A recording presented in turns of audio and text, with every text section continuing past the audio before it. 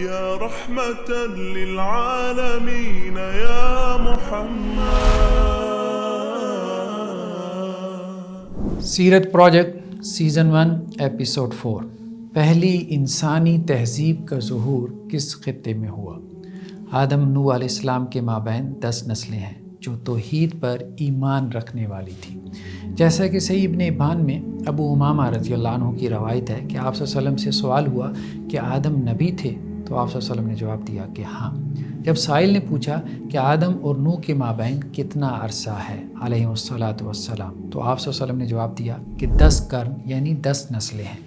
Bible سے بھی اس بیان کی تصدیق ہوتی ہے کہ آدم سے سید، سید سے انوس، انوس سے کینان، کینان سے محلل ایل سے یارد، یارد سے حنوک، حنوک سے متوسلہ سے لمک، اور لمک سے نوح پیدا ہوئی. جس طرح آدم سے نوح تک دین ایک ہی تھا یعنی دین توحید، اس طرح زبان بھی ایک ہی تھی. بائبل کے مطابق زبان کا اختلاف پہلی مرتبہ نوح کی اولاد میں سامنے آیا جب انہوں نے روئے زمین پر پہلی مرتبہ اینٹوں کو آگ میں پکا کر بابل کا شہر آباد کرنا چاہا اور اس شہر میں آسمانوں کی بلندیوں کو پہنچنے والا برج بنانے کا ارادہ کیا تاکہ دنیا میں ان کا نام باقی رہے. تو خدا نے انہیں اس مقصد سے باز رکھنے کے لیے زمین میں پراگندہ کر دیا اور ان کی زبانوں میں اختلاف ڈال دیا. بائبل کے بیان کے مطابق آدم کی اولاد میں قائن یعنی قابیل نے اپنے بھائی حابیل کو قتل کر دیا تھا. تو اس کے اس گناہ کے سبب عدن کی زمین نے اس پر اپنی پیداوار روک لی تھی. وہ عدن کے مشرق میں نود کے علاقے میں جا بسا. اگر باغ عدن سے لبنان کی وادی بقا کا علاقہ مراد لیں تو اس کا مشرق میسوپوٹیمیا کا علاقہ بنتا ہے. پس قائن یعنی قابیل اور اس کی اولاد میسوپوٹیمیا میں جا کر آباد ہوئی. دوسری طرف باغ عدن میں آدم علیہ السلام سے سیت پیدا ہوئی اور ان سے آگے نسل انسانی چلی جن کو ہم شیش بھی کہتے ہیں، اور انہی سے آگے نوح علیہ السلام بھی پیدا ہوئی. پہلی مرتبہ شرک کا ظہور قوم نوح میں ہوا.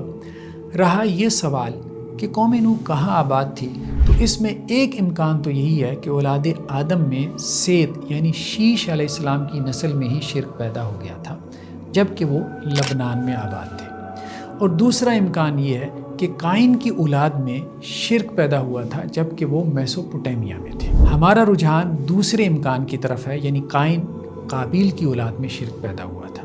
حضرت نوح علیہ السلام نے باغ عدن سے مشرق میں موجود میسوپوٹیمیا کے علاقے کی طرف ہجرت کی تھی، یعنی ارض فلسطین سے جارڈن کے علاقے سے میسوپوٹیمیا کی طرف ہجرت کی تھی تاکہ وہاں موجود اور آباد قائن یعنی قابیل کی اولاد کی اصلاح کر سکے. مستدرک حاکم کی مستند روایت میں ابن عباس رضی اللہ عنہ سے مروی ہے کہ آدم اور نوح کے مابین 10 نسلیں ہیں اور وہ سب کے سب دین حق اور توحید پر تھے. اس کے بعد کی نسلوں نے توحید میں اختلاف پیدا کر کے شرک کیا تو اللہ عز و جل نے رسولوں کی بعثت کا سلسلہ شروع کیا. قوم نوح کے شرک، سرکشی اور بغاوت کے نتیجے میں طوفان نوح کے ذریعے سے یعنی نوح فلڈ کے ذریعے نسل انسانی ہلاک ہوئی. اور قرآن مجید کے بیان کے مطابق نوح علیہ السلام کی کشتی میں سوار اہل ایمان میں سے صرف نوح علیہ السلام کی نسل ہی آگے جاری ہوئی. طوفان نوح کا قصہ تفصیل سے قرآن مجید اور بائبل دونوں میں موجود ہے. اس طوفان اور کشتی کا ذکر ہمیں سومیرین سویلائزیشن کی قدیم ترین نظم ایپک آف گلگامیش میں بھی اور اکادین تہذیب کی قدیم ترین سٹوری یا قصہ یعنی اطراحاسس میں بھی اور سومیری تہذیب کی ہی ایک اور قصے زیو صدرہ میں بھی ملتا ہے.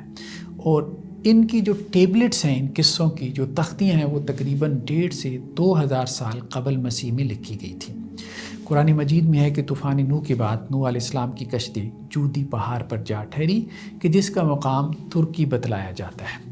بائبل کے بیان میں ہے کہ طوفان نوح کے بعد نوح علیہ السلام کی اولاد مشرق کی طرف سفر کرتی رہی یہاں تک کہ وہ سنعار پہنچے اور وہاں انہوں نے بابل یعنی بیبیلون کے نام سے ایک شہر آباد کرنے کی کوشش کی، لیکن اللہ عز و جل نے انہیں ساری زمین میں پراگندہ کر دیا. بابل کا علاقہ عراق میں ہے، اس میں کوئی تو اوپینین نہیں ہے. یہاں مشرق سے مراد بائبل کی جائے پیدائش یعنی اوریجن کا مشرق ہو سکتا ہے، نہ کہ مطلقاً مشرق، کیونکہ مطلقاً مشرق کسی کو بھی سمجھ نہیں آئے گا.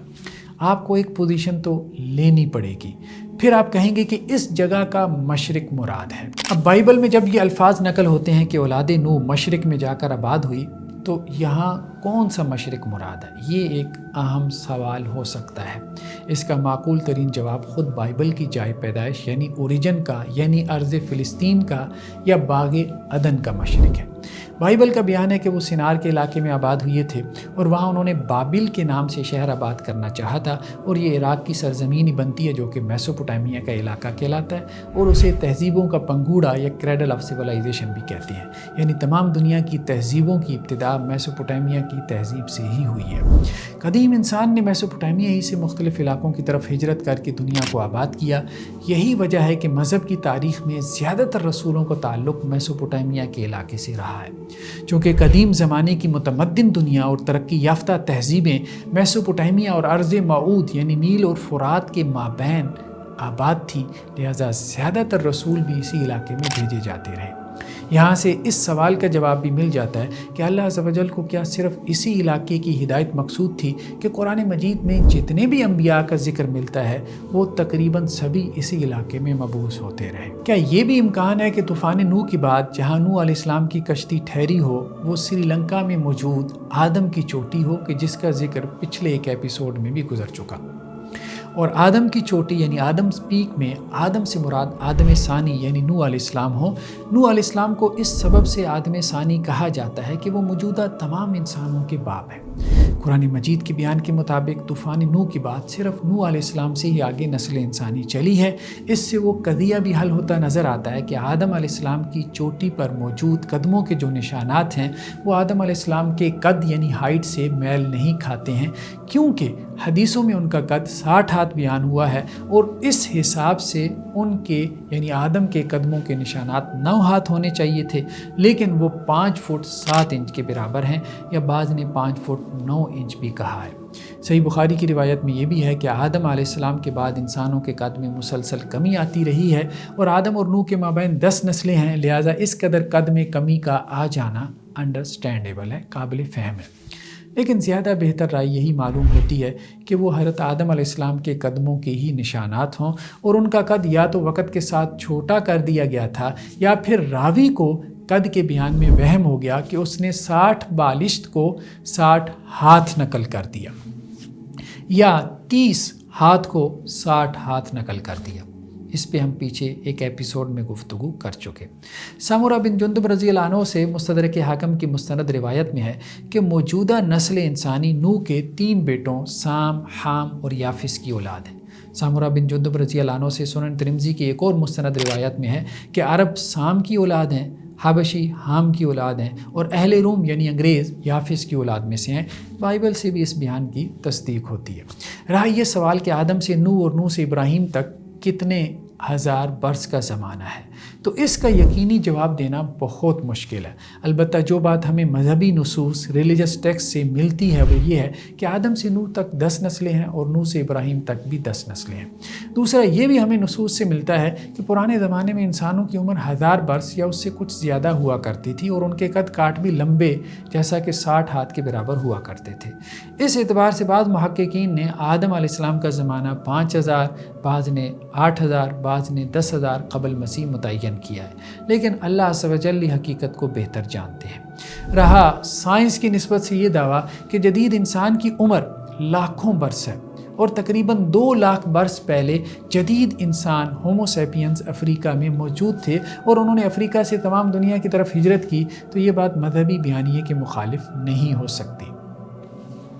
مذہبی بیانیے یعنی ریلیجس نیریٹو میں جس آدم کی بات ہو رہی ہے وہ ذی روح ہے، یعنی جس انسان میں، جس آدم میں اللہ نے روح پھونکی ہے، اس انسان کی تاریخ مذہب کا موضوع ہے۔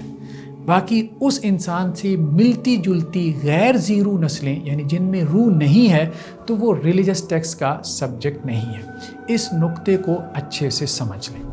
بعض معاصر مسلم سکالرز جو کہ نظریہ ارتقاء یعنی ایوولوشن کے قائل ہیں، ان کے ہاں بھی اللہ عز و جل نے قدیم انسانی نسلوں میں سے صرف آدم کو چن لیا تھا، اور آدم میں اپنی روح پھونک کر انہیں نبوت سے سرفراز فرمایا۔ بقیہ انسانی نسلیں وقت کے ساتھ ناپید ہو گئیں، اور اب صرف اولاد آدم ہی زندہ ہے جو کہ ذی روح مخلوق ہے۔ بائبل کے بیان کے مطابق جس جنت میں آدم علیہ السلام کو رکھا گیا تھا وہ دنیا کی جنت تھی، یعنی یہاں اسی دنیا میں مشرق کے علاقے میں ایک باغ تھا۔ اس باغ میں انہوں نے ایک ممنوع درخت کا پھل کھا لیا تھا کہ جس سے ان میں خیر و شر میں فرق کرنے کا شعور پیدا ہو گیا تھا، اور اسی شعور کی بنیاد پہ آدم علیہ السلام اپنے آباء و اجداد سے علیحدہ نسل قرار پائے، اور اب صرف اسی آدم ہی کی نسل اس دنیا میں باقی ہے۔ لیکن آدم علیہ السلام کے بارے میں یہ نظریات مذہبی نصوص سے واضح طور مطابقت نہیں رکھتے کہ وہاں واضح طور موجود ہے کہ اللہ عز و جل نے آدم کا پتلا بنا کر اس میں روح پھونکی، ان کا اسٹیچو بنایا اور پھر اس میں اپنی روح پھونک دی۔ بس آدم علیہ السلام کسی ایوولوشن کا رزلٹ نہیں، نتیجہ نہیں۔ آدم اور اولاد آدم سے مشابہ غیر ذی روح مخلوق، یعنی وہ مخلوق کہ جس کے اندر روح نہیں ہے، جسے ہم نوع بشر یا ہومو سیپینز کہہ سکتے ہیں، تو وہ ریلیجس ٹیکسٹ کا، مذہبی نصوص کا موضوع نہیں ہے۔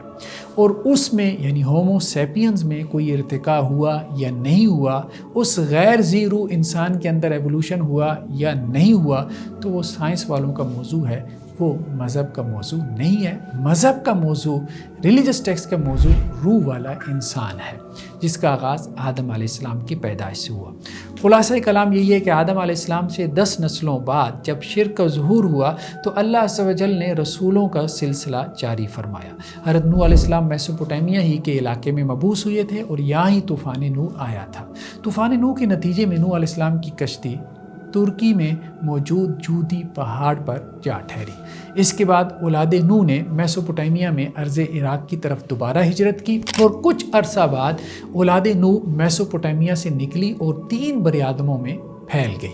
نوح علیہ السلام کے بیٹوں میں سے سام کی اولاد ایشیا میں، حام کی اولاد افریقہ میں، اور یافس کی اولاد یورپ میں آباد ہوئی۔ اس طرح اس دنیا میں انسانی تہذیبوں کی ابتدا ہوئی۔ جاری ہے۔ جزاکم اللہ خیرہ۔ السلام علیکم ورحمۃ اللہ وبرکاتہ۔ یا رحمة للعالمین یا محمد